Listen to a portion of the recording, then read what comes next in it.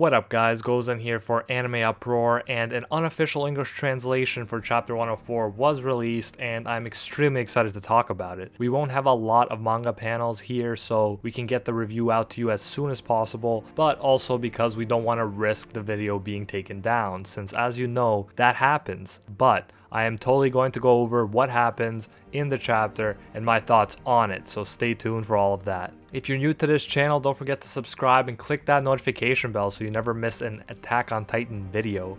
Attack on Titan Season 3 is gonna be epic and you can expect a lot more Attack on Titan content in the future. Thanks again for the insane response that my 9 Titans and their powers explained video received. It was the first video on this channel to ever hit over 1 million views. Like, that's insane, and it really means a lot. If you love the Attack on Titan content, give that like button a colossal smash, and let's do this. We start the chapter with Armin's Colossal Titan.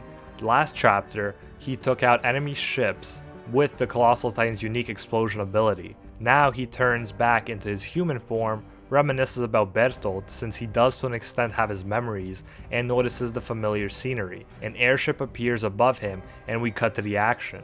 Last chapter, Jean was about to shoot Peak, and Falco came to beg for her life. Jean is about to shoot Falco and misses. He wonders if the steam that came from Peak's Titan altered his aim, or if he missed on purpose. Clearly, Jean, likely among a number of other Survey Corps members, still has trouble taking human life. Then we get to Mikasa and Eren fighting Porco in his Jaw Titan form. We see an amazing punch by Eren's Attack Titan, right to Porco's face, but as soon as you thought he landed an amazing blow, Porco, being as skilled as he is, catches his fist in his mouth and destroys Eren's hardened knuckles with his extremely powerful jaw and closes the distance between them. It is quite impressive how Porco turns Eren's own attack against him.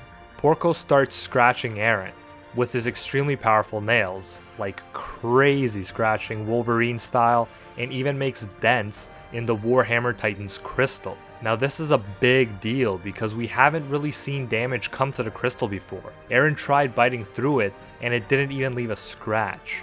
So this moment really shows how strong Porco Galliard and the Jaw Titan can be. His jaw and nails are significantly more powerful than normal hardened Titan skin, and they can even theoretically cut a crystallized Titan user out of their crystal, which is crazy powerful if we think about it. What's more, Mikasa notices that along with his powerful jaw and nails, he is extremely fast, much more so than Ymir's Jaw Titan was. I mean, the fact that he could dodge Mikasa so effortlessly is very impressive. If anything, this chapter up to this point has really highlighted how formidable the Jaw Titan can be, despite its small size. It looks like Eren might have been a goner if Mikasa did not save him in the nick of time, leaving Eren's Titan's face horribly disfigured but still breathing. Also, Eren attained the extremely valuable information that the crystallized Titan user is not untouchable, and the Jaw Titan power is one key to cutting through the crystal. This means that if they took the Jaw Titan's power, they could penetrate through Annie's crystal. Perhaps, if done carefully, the Jaw Titan power could even remove the Titan user from their crystal without harming the user too much. Either way, we need to know what's going on with Annie. It's been so long. We also learned that the Cart Titan cannot endure attacks very well, especially when compared to the Armored Titan. Gabby and Falco look over Peak's injured body. They say that the pace of her healing cannot even keep up with the serious injury, which is scary because out of everyone from Marley, I really do like Peak a lot. Suddenly, something shocks everyone. Connie says, "Very on time," which is interesting, and we see what appears to be a Zeppelin, or airship. At first I thought, oh shit, back up for Marley, but then we see Hanji herself, which is extremely exciting. Oh, how I've missed this mad genius. Now we learn what the lights were being set up for. It wasn't to guide Armin and his colossal or Colossus Titan explosion, but to guide the Zeppelin.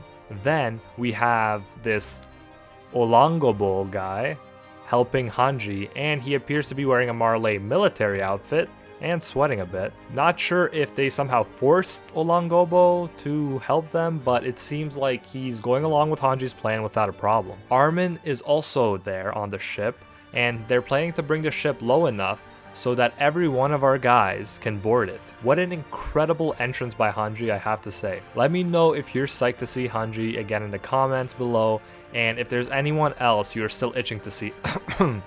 Annie. It is then revealed that this was Armin's genius yet extremely risky plan. Armin thinks it's worth the risk of being shot down, since if everyone doesn't get on, they'll have no future anyways. Guys, this shit's getting real. Galliard or Porco tries to destroy the airship, and my best girl Mikasa manages to predict his move and cuts his legs. Then Eren takes advantage of the opportunity and slams Porco on the ground. Now something really interesting happens. As we already saw, Porco's nails were strong and sharp enough to cut the crystal. So Eren assumes that his jaw, the key characteristic of the Jaw Titan, will be able to crush the crystal. So he shoves the Warhammer Titan into Porco's mouth and pushes Porco's jaw together. Eren was correct in assuming that the jaw was strong enough, and the crystal begins to crack. Porco can't believe it, and the Warhammer Titan definitely looks concerned. And then Eren actually manages to consume the Warhammer Titan possessor. Unreal. I gotta say, I didn't think this chapter would be this action-packed.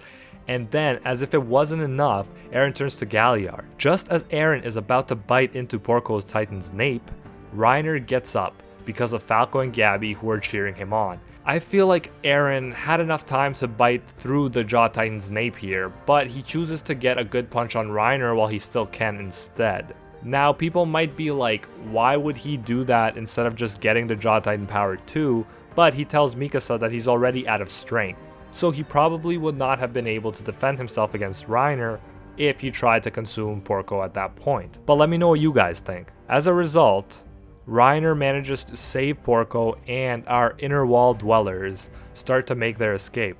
Eren says that they're still not gonna be able to kill Reiner this time, but he seems to lack that pure hatred that he had for him a while ago. It seems like he can empathize more with him than he could before, which makes sense because he's seen Reiner's world and where he was coming from and how horrible he feels after everything that happened. However, all of Eren's previous rage seems to have passed over to Gabby. Gabby loses her cool, as young Eren was prone to do. And she says, "I will kill them all," just like Eren used to say that he would kill all the Titans. It very much looks like the cycle of hatred is starting anew, and will continue at this point. But we'll have to wait and see. Now, the question that we are left with is, will our guys successfully escape or be shot down? In my view, one way or another they're escaping, but without the Jaw Titan power, they still might not be able to touch Annie. Plus, probably the craziest news of the whole chapter, Eren gained a new Titan power. Eren is, along with the founding Titan, along with the attack Titan, the new Warhammer Titan. That Titan, who seemed to have just appeared a little while ago, is already gone, has been consumed by Eren. Now it is going to be exciting to learn more about the Warhammer Titan's powers alongside Eren. Perhaps the Warhammer Titan's powers will allow them to break into Annie's crystal. Again, we'll have to wait and see, but wow. What an insane chapter, guys. I don't know what to say. The story has really come a long way. Hopefully, we'll get to finally see Paradis now, but the time we spent in Marley was definitely eye-opening. I mean, I am still more on Eren, Mikasa, and Levi's side, but you have to at least empathize with the Eldians in Marley. Although I know some of you don't or can't. But they are either doing what they are doing to protect their family or because they have been brainwashed and don't know any better. And what about Zeke? After saying he's not enemies with Eren, Levi just killed him and that's the end of that? No way. I feel like they might be bringing Zeke's human form with them on the airship, and hopefully we'll finally figure out what Zeke's planning. Alright guys, wow, like I said, we have definitely come a long way.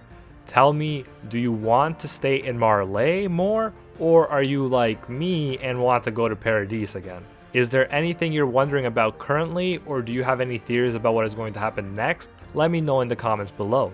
Just want to also take this time near the end of the video to explain that Animac, my brother and fellow Anime Uproar YouTuber, usually does these reviews, but he's in Cuba on vacation, and since I already did the first 2 Attack on Titan reviews we ever did on this channel, I thought it was my duty to come out of a review retirement and do this one too, especially since this chapter was freaking insane. I haven't been making as many videos because I'm currently in grad school doing my master's in English and writing tons of essays and doing tons of presentations and so on. I've been helping out behind the scenes, and you guys can always reach me on our Instagram account at AnimeUproar, but I really want to shout out Animac for taking on a lot of the work himself while I'm finishing this degree, and thank all of you guys, whether you joined us over the summer when I first started making Attack on Titan videos and stuck all the way through, or even if you just subscribed. Your support means a lot, guys. And I'll be done the masters soon enough, and then me and Animac will be going full-time on YouTube, creating the best content that we can for you guys. I know everyone says that they have the best subscribers, but those guys are filthy liars because you guys are the best. Stay tuned and look out for a lot of anime content in the upcoming years. Until next time, see you, Space Cowboys.